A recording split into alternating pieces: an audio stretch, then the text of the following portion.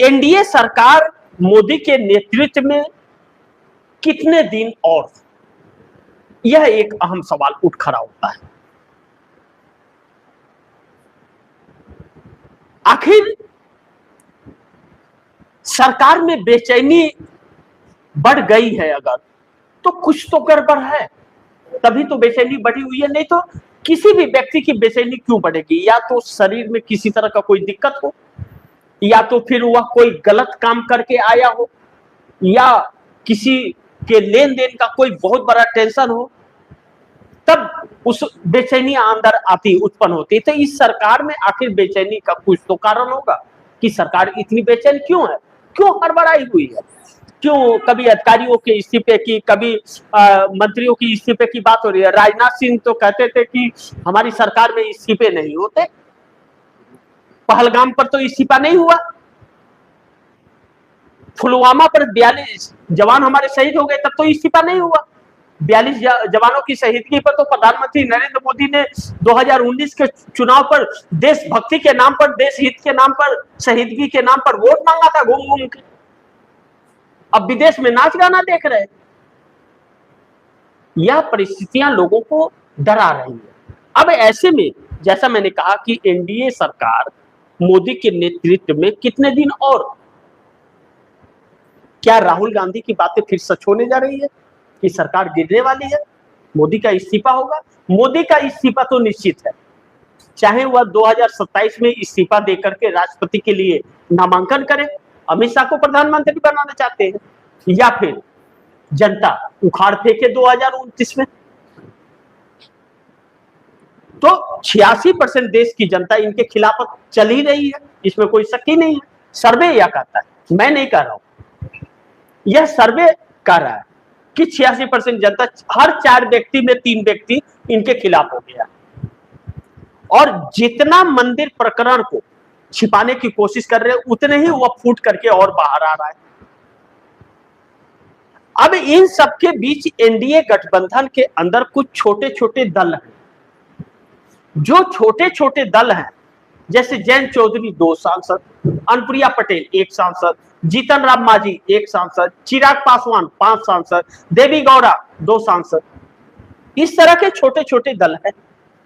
अब यह दल अपना भविष्य कहां तलाशे, जब मोदी एक चेहरा है एनडीए के और भाजपा के, और इन्हीं के खिलाफ देश की जनता है, भाजपा के खिलाफ है। तो उनका क्या होगा जो क्षेत्रीय दल टूट करके एनडीए या भाजपा में आ रहे हैं, या जो एनडीए को समर्थन मोदी को दे रहे हैं, उनका क्या होगा? वह किस नाम पर वोट मांगेंगे कि देखिए मैंने नरेंद्र मोदी को समर्थन दिया है, उन्होंने देश को लूट लिया है, भारतीय जनता पार्टी आरएसएस का राम मंदिर में हाथ है, आप मुझे वोट दे दीजिए, बाद में आपका घर लूट लूंगा, यह कहेंगे क्या चुनाव में, और लोग उन्हें वोट देंगे? ऐसा तो संभव नहीं है। तो उन्हें अपने राजनीतिक करियर का चिंता सता रहा है कि आगे हमारे राजनीतिक करियर क्या है, जो 2-3 सीटों पर सीमित हो जाते हैं। अब अगर हम जयंत चौधरी की इसमें एनडीए गठबंधन के हिस्सा, जो उत्तर प्रदेश के, पश्चिमी उत्तर प्रदेश में उनकी राजनीति होती है, उनके पिता अजीत सिंह थे, वह भी एनडीए के साथ कभी रहते थे, कभी यूपीए के साथ रहते थे। इंडिया गठबंधन तो 24 में बना है, उसके पहले तो यूपीए थी।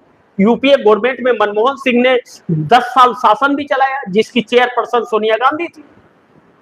तो फिर यही जयंत चौधरी पश्चिमी उत्तर प्रदेश से आते हैं, इनका वोट बैंक जो है खास तौर पर किसान, जाट और मुस्लिम, यह 3 समुदाय आते हैं।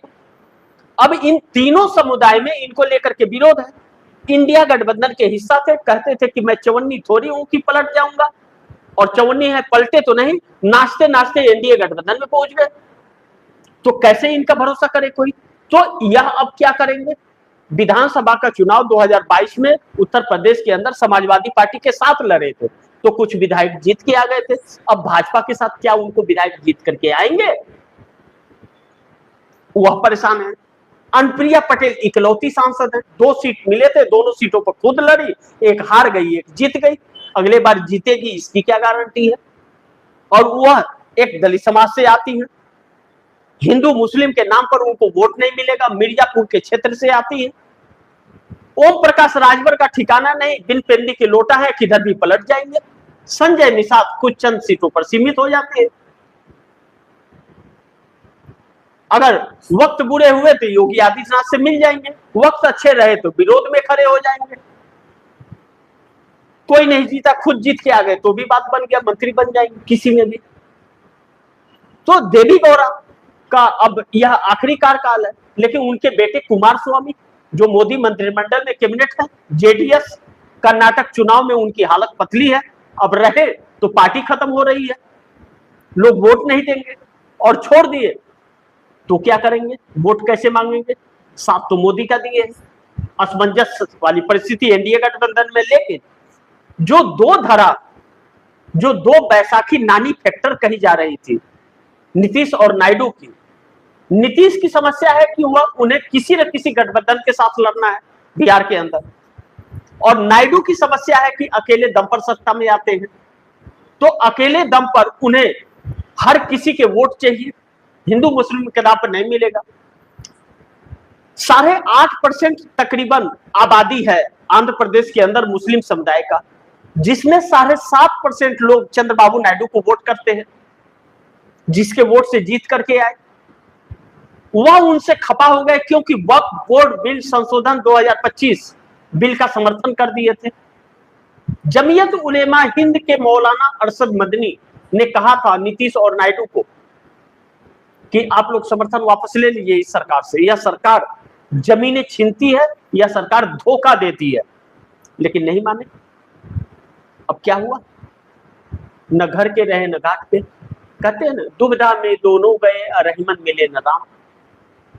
न तो इस सरकार से फायदे मिले और न ही उनके वोटर इनके साथ रह पाए। ऐसे में चंद्रबाबू नायडू अल्टीमेटम दे रहे हैं। नीतीश कुमार ने बैठक बुलाई। नीतीश कुमार के पार्टी के तरफ से ललन सिंह जो मोदी सरकार में कैबिनेट मंत्री हैं, वह कहते हैं कि भारतीय जनता पार्टी किसी गलतफहमी में न रहे। नीतीश के समर्थन से बिहार से लेकर के दिल्ली तक सरकार चल रही है, गलतफहमी में न रहे। कार्यकारी अध्यक्ष जेडीयू के संजय झा इंडियन एक्सप्रेस को दिए एक इंटरव्यू और लेख में यह कहते हैं कि कांग्रेस के वजह से नीतीश कुमार इंडिया गठबंधन से नहीं आए थे, ममता और केजरीवाल उसके गुनाहगार थे जिसके वजह से आए थे। कांग्रेस से रिश्ते कल भी अच्छे थे, आज भी हैं, आगे भी रहेंगे, बल्कि कांग्रेस नीतीश कुमार को प्रधानमंत्री बनाना चाहती थी। इसका मतलब क्या है कि कांग्रेस की तरफ झुकाव हो रहा है, और बिहार में एक नए समीकरण पर काम होता हुआ नजर आ रहा है कि नीतीश और कांग्रेस का समर्थन, क्योंकि नीतीश भाजपा से दूरी बना रहे, कांग्रेस आरजेडी से दूरी बना रही है, एक नए समीकरण में।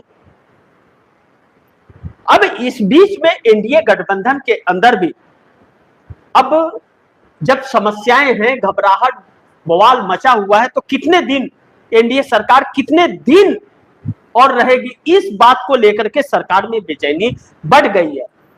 जैसा मैंने कहा, कुछ तो गड़बड़ है, या तो इन सभी दलों के साथ छल हो रहा है।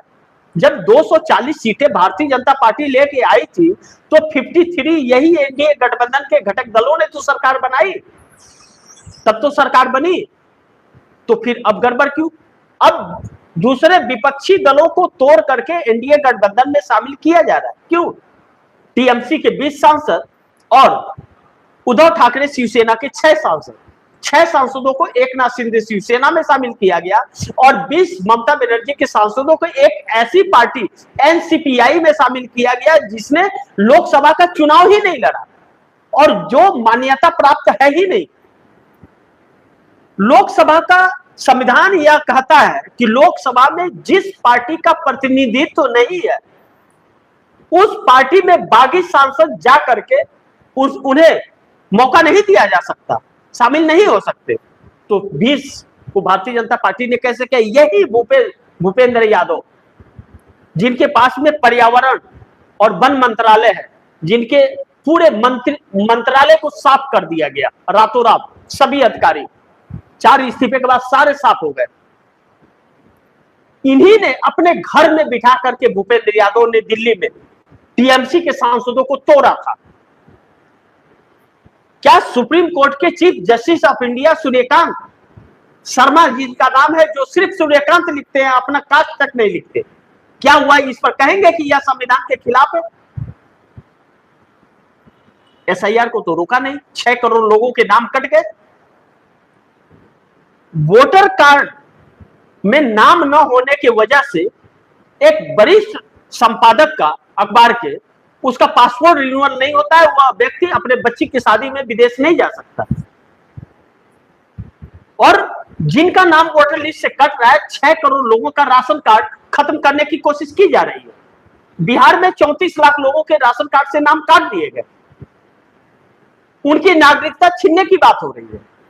जबकि संविधान का क्लोथ यह कहता है कि चुनाव आयोग के पास में इंसेटिव रिवीजन कराने का हक है, यह संविधान कहता है, लेकिन स्पेशल इंसेटिव रिवीजन एसआईआर नहीं। तो एसआईआर क्यों हो रहा है? नागरिकता कैसे वो पूछ रहा है?